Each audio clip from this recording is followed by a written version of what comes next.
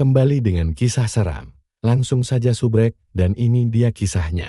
Santri selamat dari teror Gunung Lawu. Kisah nyata pendakian mistis yang mengguncang iman Rizky adalah seorang pemuda yang dikenal di kampungnya sebagai anak soleh. Ia selalu menjaga salat 5 waktu, rajin mengaji, dan sopan kepada orang tua. Suatu hari, tanpa alasan yang jelas, Rizky merasa terpanggil untuk mendaki Gunung Lawu. Ia tidak pernah tertarik dengan pendakian sebelumnya.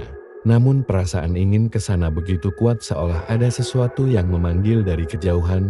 Keluarganya sempat melarang, terlebih karena ia belum pernah mendaki gunung sebelumnya. Namun Rizky bersikeras. Ia meyakinkan orang tuanya bahwa ia hanya ingin mencari ketenangan dan memperdalam zikir di atas gunung. Akhirnya, dengan berat hati, ibunya memberikan restu sambil memberinya tasbih kecil dan air doa sebagai bekal. Sebelum berangkat, Rizky melaksanakan salat tahajud dan berdoa agar Allah melindunginya selama perjalanan. Ia merasa tenang dan mantap. Bersama 3 temannya Arif, Dito, dan Galang, mereka memulai pendakian di pagi buta. Disambut kabut tebal yang turun lebih cepat dari biasanya. Sesampainya di pos pertama, hawa aneh mulai terasa. Tak ada pendaki lain. Padahal biasanya jalur itu ramai di akhir pekan. Namun mereka menganggap itu keberuntungan dan tetap melanjutkan perjalanan dengan santai. Matahari mulai meninggi, namun hawa dingin tak kunjung surut di sepanjang jalur. Burung-burung tak terdengar, hutan terasa lebih sunyi dari biasanya, dan langkah mereka seperti menggema. Dito sempat bergurau, ini kayak masuk dunia lain. Namun gurauan itu justru membuat Galang menggigil, bukan karena dingin, tapi karena merasa benar-benar diawasin. Rizky yang memimpin di depan terus membaca zikir dalam hati. Ia merasa ada yang tak biasa dengan suasana. Beberapa kali ia melihat bayangan melintas di balik pepohonan. Namun ketika ditanya, teman-temannya tak melihat apa-apa. Arif mulai merasa tidak enak badan. Keringat dingin mengucur di pelipisnya. Di pertengahan jalur, mereka menemukan sesajen tergeletak di tengah jalan setapak, dibungkus kain merah dan dihiasi bunga 7 rupa. Rizky langsung menghindar ke samping, memberi isyarat agar yang lain tidak menyentuhnya. Lewati saja, jangan macam-macam, katanya pelan. Namun Galang, yang memang keras kepala, justru menendang sesajen itu dengan kakinya sambil tertawa. Biarin aja, gak percaya ginian. Seketika angin berembus kencang dan kabut tebal menyelimuti mereka. Kompas digital itu mulai berputar tak karuan. Mereka mencoba melanjutkan perjalanan, namun jalur yang mereka lalui tiba-tiba berubah. Pohon-pohon tampak berbeda dan marka jalur pendakian hilang. Rizky yakin mereka sudah salah arah. Padahal sebelumnya ia sempat menandai sebuah pohon dengan tali kain putih, namun sekarang tanda itu hilang begitu saja. Arif, yang kondisinya semakin lemah, akhirnya jatuh terguduk. Ia mengeluh bahwa matanya melihat sosok-sosok hitam melintas di balik pepohonan.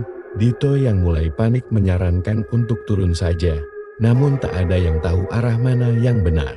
Semua kompas mati dan GPS tak bisa menemukan sinyal. Rizky kemudian mengajak mereka berhenti untuk beristirahat dan melaksanakan salat. Saat ia menggelar jaket untuk sajadah, Galang menolak ikut. Lu gila, kita lagi dikejar waktu malah salat. Rizky hanya tersenyum. Mungkin ini ujian. Kalau kita tinggalkan Allah, siapa yang akan lindungi kita di tempat kayak ini? Saat ia ruku dan sujud, terdengar suara-suara berbisik dari arah belakang, seperti orang melantunkan mantra dalam bahasa Jawa kuno. Galang mulai pucat, dan baru kali ini ia terlihat takut. Dito mendekap tubuhnya sendiri, matanya terus melihat ke belakang. Suara itu semakin dekat. Setelah salat, Rizky memimpin zikir dan membaca ayat kursi. Saat itu pula, suara bisikan mendadak berhenti, seolah teredam oleh ayat-ayat yang ia baca. Namun tak lama, dari balik kabut muncul sosok perempuan berbaju putih dengan rambut menjuntai menutupi wajah. Ia berdiri diam tak jauh dari mereka. Rizky menarik tangan Galang dan Arif untuk mundur perlahan, namun Dito malah terpaku. Matanya tak berkedip menatap sosok itu. Dia manggil aku. Bisiknya, Rizky dengan cepat memeluk Dito dan mulai membaca ayat kursi keras-keras. Sosok itu mendadak berteriak nyaring dan menghilang. Kabut pun seolah tersedot ke langit. Setelah kejadian itu, Dito menangis. Ia mengaku seperti disentuh oleh sesuatu dingin dan penuh kebencian. Galang pun mulai diam, tidak lagi bersikap sok berani. Ia bahkan meminta maaf pada Rizky karena telah menendang sesajen tadi. Mereka memutuskan untuk tetap bertahan di satu tempat malam itu. Mereka mendirikan tenda seadanya dan Rizky memimpin mereka membaca doa perlindungan. Namun malam itu tidak menjadi malam yang tenang. Dari luar tenda, suara langkah kaki mengelilingi mereka berkali-kali. Tidak ada yang tidur. Malam itu seperti tak berujung. Angin menderu tanpa henti, menusuk kulit meski mereka berlindung dalam tenda. Suara langkah kaki yang berputar-putar tak kunjung reda, kadang seperti satu langkah, kadang seperti segerombolan orang yang sedang merayap mengelilingi mereka. Rizky tetap duduk di tengah, memegang tasbih, dan terus membaca ayat suci. Matanya tak pernah lepas dari langit-langit tenda yang kadang bergoyang, seolah sesuatu menyentuhnya dari luar. Galang tak mampu menahan rasa takut, tubuhnya gemetar dan wajahnya pucat pasi. Ia tak lagi menyembunyikan ketakutannya di balik gaya sok keras. Arif meringkuk dengan tubuh lemas, dan dari mulutnya mulai keluar kata-kata aneh seperti gumaman dalam bahasa yang tidak dimengerti. Dito duduk di pojok, berulang kali melirik ke pintu tenda, seolah ada sesuatu yang memanggilnya dari luar. Tiba-tiba tenda terguncang hebat, seperti ada tangan besar mencengkeram kain tenda dari luar, menarik-nariknya. Galang menjerit, "Itu bukan binatang. Itu bukan manusia." Rizky segera mengambil botol berisi air doa yang dibawanya dari rumah, dan menyiramkannya ke kain tenda sambil terus membaca doa perlindungan. Suara jeritan dari luar langsung teredam. Guncangan tenda berhenti. "Hening, terlalu hening." Tapi di keheningan itu, terdengar satu kalimat dibisikkan begitu dekat, seolah dari dalam tenda, "Kau tak seharusnya datang." Pagi menjelang tanpa sinar matahari, langit tetap kelabu, seperti senja yang tak pernah berakhir. Ketika mereka keluar dari tenda, tanah di sekeliling dipenuhi jejak kaki yang tak dikenal. Ukurannya tidak wajar besar, panjang, dan mengarah ke berbagai arah. Namun anehnya, jejak mereka sendiri dari hari sebelumnya telah lenyap. Galang tak mau melangkah lebih jauh. Ia berkata ingin turun, apapun caranya. Namun Dito mengatakan, "Mau turun kemana? Kita bahkan gak tahu arah kita." Sekarang Rizky memeriksa GPS dan kompas, tapi semua masih mati. Ia hanya bisa berharap pada nalurinya dan doa. Saat berjalan, mereka menemukan kembali sesajen yang sebelumnya ditendang Galang. Tapi kali ini jumlahnya lebih banyak. Ada 7, disusun membentuk lingkaran di tengah jalur. Di tengahnya ada kain kafan basah, seperti baru digunakan. Aroma melati busuk menyeruak dari kain itu, membuat Arif muntah di tempat. Rizky mengajak mereka menghindari area itu. Namun Galang terpaku menatap kain kafan itu. "Nama gue," katanya sambil menunjuk sepotong kertas kecil yang menyembul dari kain. Benar, di sana tertulis Galang Arya Putra dengan huruf merah seperti darah. Rizky langsung menariknya dan menyuruhnya beristighfar. "Kalau mereka sudah menulis namamu, berarti kamu ditandai," ujar Dito dengan suara gemetar. Galang terduduk lemas. Rizky menyuruh semuanya berwudu dengan air yang masih tersisa dan mengulang niat hati mereka harus membersihkan niat pendakian ini. Karena jelas ada sesuatu yang lebih tua dari hutan ini yang sedang marah. Setelah berjalan menyusuri jalur tak dikenal, mereka tiba di sebuah tanah lapang kecil yang tak pernah tercatat di peta pendakian. Di tengahnya berdiri sebuah bangunan tua dari batu, menyerupai candi kecil. Udara di sekitarnya lebih dingin, dan angin berhenti berembus. Hening mencekam. Arif tiba-tiba terjatuh, dan kejang-kejang Rizky dan Dito segera menolongnya. Sementara Galang hanya menatap kosong ke arah candi. Dari dalam bangunan itu terdengar suara gemuruh, seperti bom besar yang dipukul perlahan. Lalu muncul kabut pekat, dan dari kabut itu muncullah sosok tinggi besar, bertubuh hitam legam, bermata merah menyala. Makhluk itu berdiri diam, lalu bersuara, Dengan gema dalam bahasa kuno Jawa, Rizky, dengan keberanian yang lahir dari iman, maju perlahan. Ia tidak mencoba melawan, melainkan menunduk dan membaca doa perlindungan dari gangguan jin dan syaitan. Makhluk itu tidak menyerang. Ia hanya mengangkat tangannya, menunjuk ke arah Arif yang masih kejang. Lalu suara menggema kembali. Yang kalian bawa ini membawa kutuk. Yang satu telah menghina tanah ini, yang lainnya telah dibebani. Rizky tak mengerti sepenuhnya. Namun ia sadar ini bukan tentang fisik, ini tentang batin. Tentang niat, tentang dosa, tentang restu alam dan gaib yang tak bisa dihitung secara logika. Makhluk itu menghilang perlahan, meninggalkan satu tanda di tanah. Sebuah simbol lingkaran dengan garis silang. Rizky menyalin tanda itu dalam ingatannya. Ia tahu mereka harus segera meninggalkan tempat ini. Tapi bagaimana caranya jika jalur telah hilang? Hari berikutnya mereka berjalan terus tanpa arah. Anehnya, meski berjalan berjam-jam, pemandangan tak pernah berubah. Hutan tetap hutan, batang pohon yang sama, batu yang sama, bahkan burung gagak yang sama tampaknya mengikuti mereka. Mereka seperti terjebak dalam lingkaran waktu. Rizky kemudian teringat pada lingkaran dan garis silang yang ditunjukkan makhluk tadi. Ia mencoba menggambar ulang pola itu di tanah dan menyuruh yang lain duduk dalam lingkaran yang ia buat. Saat mereka duduk, ia memimpin doa secara bersama-sama.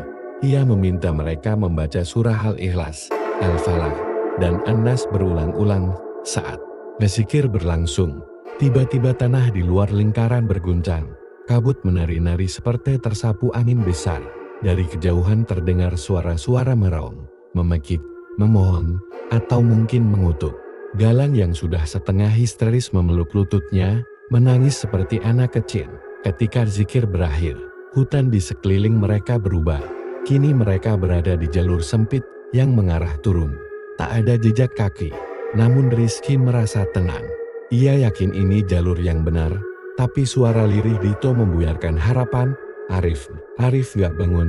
Rizky segera berlutut di samping Arif yang tergeletak diam. Wajah Arif pucat, matanya terbuka namun kosong. Tidak merespon ketika dipanggil. Napasnya masih ada, lambat dan tersengal. Seperti orang yang baru saja tenggelam dan kehabisan udara. Rizky menyentuh dahi Arif, terasa panas dan basah oleh keringat dingin dia. Kayak kerasukan, ujar Dito dengan suara gemetar. Galang memalingkan wajah, enggan menatap Arif. Gue gak mau ngurusin orang yang mudah dimasukin makhluk begituan, katanya ketus, mencoba menutupi ketakutannya sendiri. Tapi Rizky justru semakin khusyuk. Ia mulai membacakan ayat-ayat ruqyah pelan di telinga Arif. Saat ayat kursi dibacakan, tubuh Arif bergetar hebat, dan dari mulutnya keluar suara bukan miliknya. Suara serak yang tua dan berat. Dia, milikku, sudah kutandai. Suara itu bergema seakan berasal dari dalam perutnya. Rizky terus membaca tanpa henti, wajahnya mulai memerah. Tubuhnya menggigil, namun ia tak berhenti. Tiba-tiba, tubuh Arif melompat ke udara dan terhempas keras ke tanah. Lalu diam, sunyi, nafasnya kembali teratur. Perlahan ia membuka mata dan menatap Rizky, air mata menetes dari pelupuknya. Aku lihat tempat mereka. Ada banyak di balik kabut, bisiknya lemah. Namun satu hal yang membuat bulu kuduk. Mereka berdiri. Di leher Arif muncul tanda lebam berbentuk simbol yang sama seperti yang ditunjukkan makhluk penjaga lingkaran dan garis silang dengan tubuh Arif yang setengah sadar. Mereka mulai berjalan menyusuri jalur sempit yang entah membawa mereka kemana. Di setiap langkah, suara-suara mengerang terdengar dari balik semak. Kadang seperti tangisan anak kecil, kadang seperti jeritan perempuan yang jauh tapi jelas. Tak ada lagi burung, tak ada lagi cahaya matahari. Semua seperti lenyap dari dunia nyata. Galang mulai berjalan lebih cepat, seolah ingin lari dari kenyataan. Rizky memperingatkannya, namun ia tak peduli. Dito mencoba menenangkan Galang, tapi malah terdorong hingga jatuh. Gue gak mau mati di sini. Semua ini salah lu, Rizky. Lu yang ngajak kita naik ke gunung terkutuk ini. Teriaknya, penuh amarah. Rizky tetap diam. Ia tahu kemarahan itu lahir dari rasa takut, bukan kebencian. Namun saat Galang mulai merobek lembaran Al-Quran kecil yang dibawa Rizky dari rumah, suasana mendadak berubah drastis. Angin berhenti, kabut terangkat, dan dari arah depan terdengar teriakan panjang seperti lolongan binatang yang sedang marah. Langit mendadak merah, pohon-pohon berderak, beberapa seperti bergerak, membentuk dinding sempit. Galang terpaku, bisa bergerak. Dari tanah muncul bayangan hitam merayap naik, membentuk sosok tinggi yang menyerupai dirinya sendiri, namun dengan wajah yang penuh luka dan mata kosong yang tak percaya akan diganti. Suara itu bergema dalam kepala mereka. Rizky segera meraih lembaran Quran yang robek dan membacanya keras-keras meski sobek-sobek. Perlahan tanah berhenti bergetar dan bayangan itu lenyap, tapi Galang pingsan di tempat dan dari hidungnya mengalir darah tipis.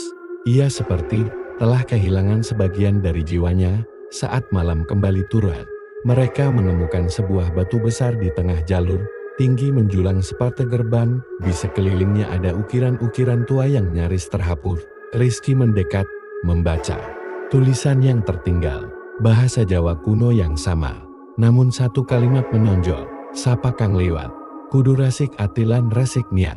Siapa yang melewati, harus bersih hati dan bersih niat. Rizky memahami maknanya.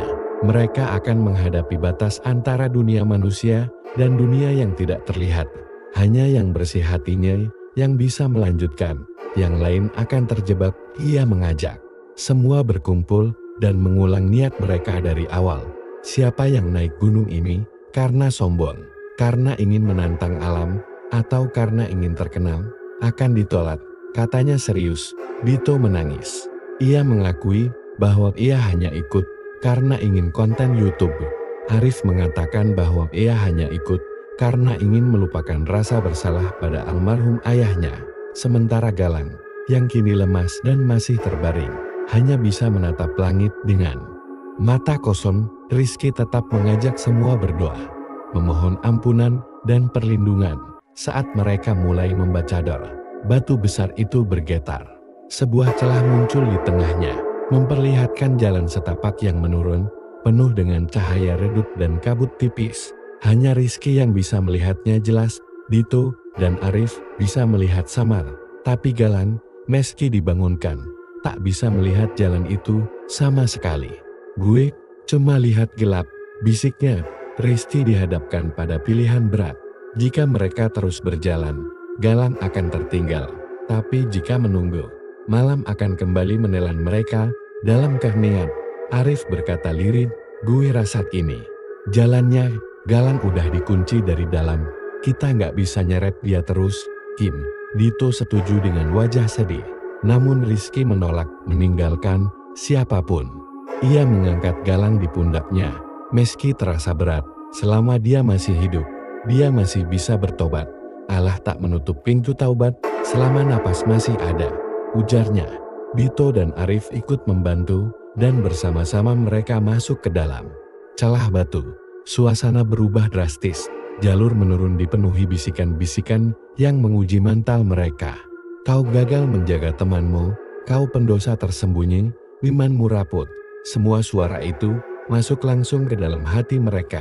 Tapi Rizky terus melangkah sambil melantunkan Asmaul Husna dengan suara gemetar.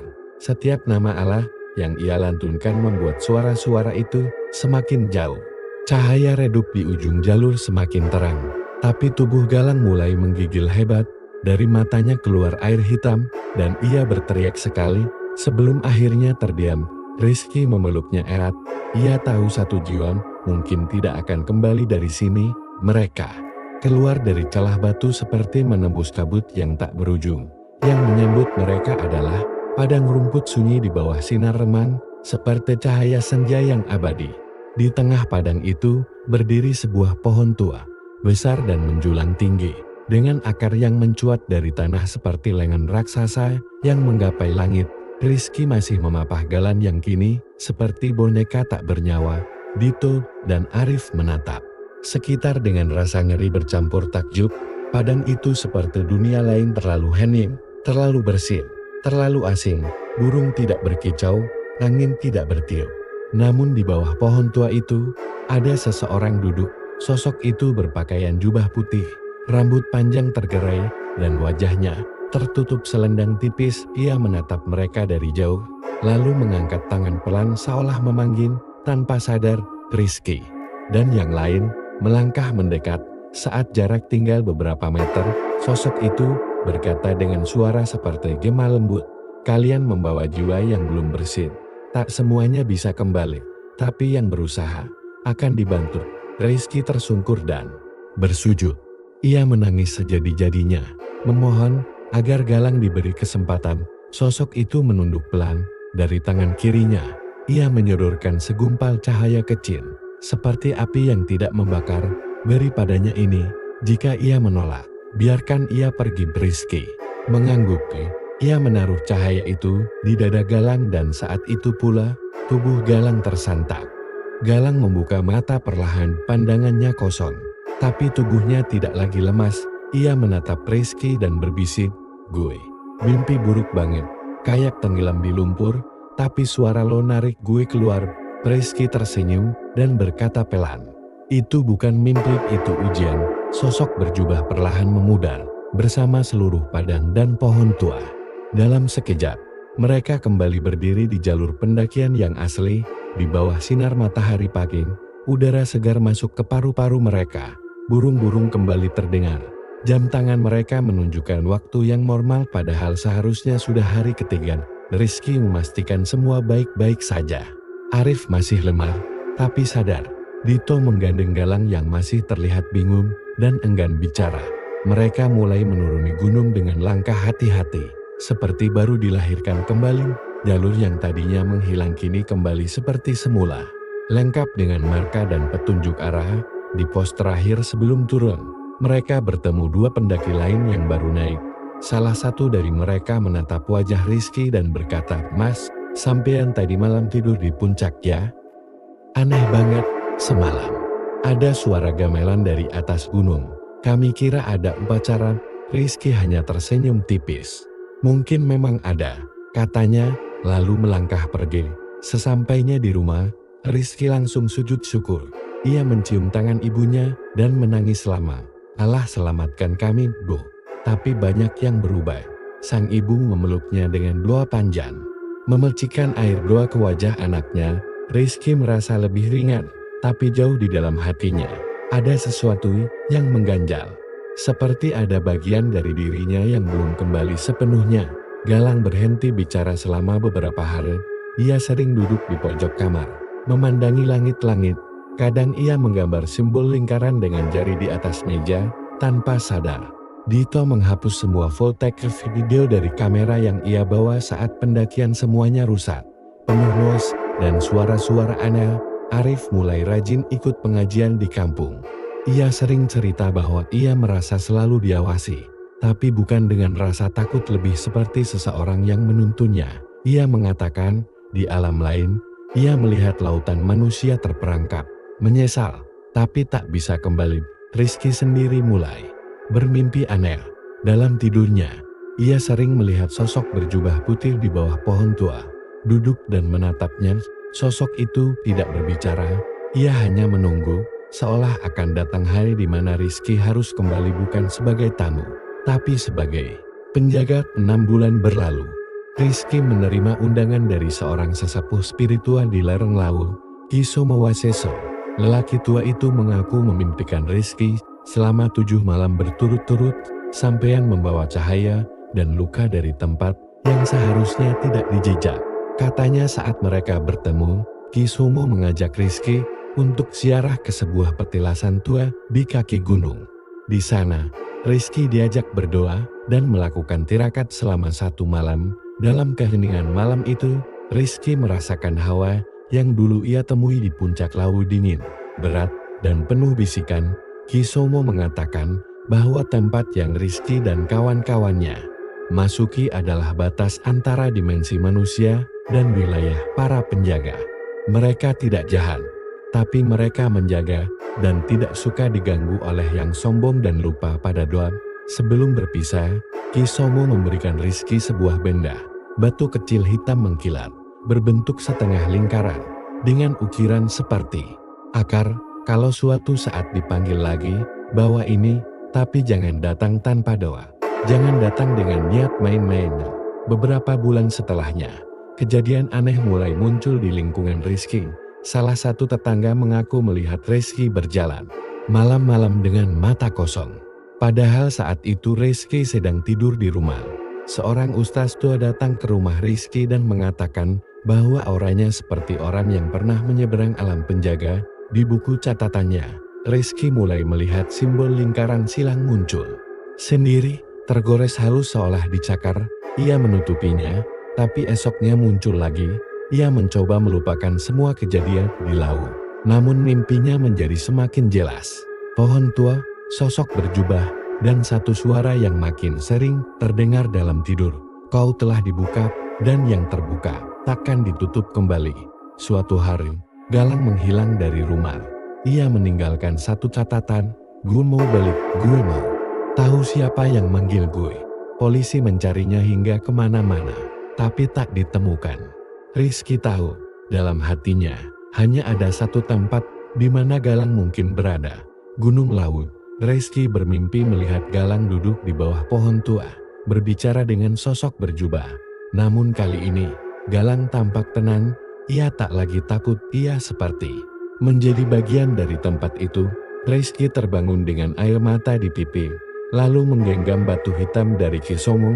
Rizky kembali naik ke Gunung Lawu, tapi kali ini ia naik sendiri, tanpa kamera, tanpa teman, tanpa niat duniawi. Ia hanya ingin mendoakan sahabatnya, mencari kedamaian, dan memastikan bahwa semua yang tertinggal telah kembali. Saat tiba di jalur yang dulu menghilang, ia merasakan kabut yang sama, dan suara gamelan yang samar. Ia tak lagi takut, ia melangkah dengan doa, dan saat kabut membuka jalan, ia kembali melihat padang rumput dan pohon tua. Sosok berjubah berdiri di sana, bersama Galang yang kini tampak damai. Galang tersenyum padanya, dan berkata, gue akhirnya ngerti, beberapa dari kita emang harus tinggal. Sosok berjubah menatap Rizky. Bukan semua yang datang akan kembali, tapi yang kembali akan menjaga. Rizky hanya mengangguk, ia tak paham sepenuhnya, tapi hatinya tenang. Rizky kembali dari Lawu keesokan harinya, dengan tubuh yang lebih ringan, dan wajah yang tenang. Ia tak pernah lagi naik gunung, tak pernah lagi berbicara soal kejadian itu. Namun setiap malam Jumat, ia mengaji di langgar kecil dekat rumah, membaca doa untuk sahabatnya yang tak kembali. Tanda lingkaran itu tak muncul lagi, tapi pohon tua di dalam mimpinya masih ada. Ia tahu, suatu hari nanti, ia akan kembali ke sana. Tapi bukan sebagai pendaki, bukan sebagai manusia yang ingin menantang, melainkan sebagai hamba yang hanya ingin dekat dengan Sang Pencipta. Gunung Lawu bukan tempat horor, tapi tempat penjagaan, dan hanya mereka yang menjaga hati yang akan selamat dari terornya.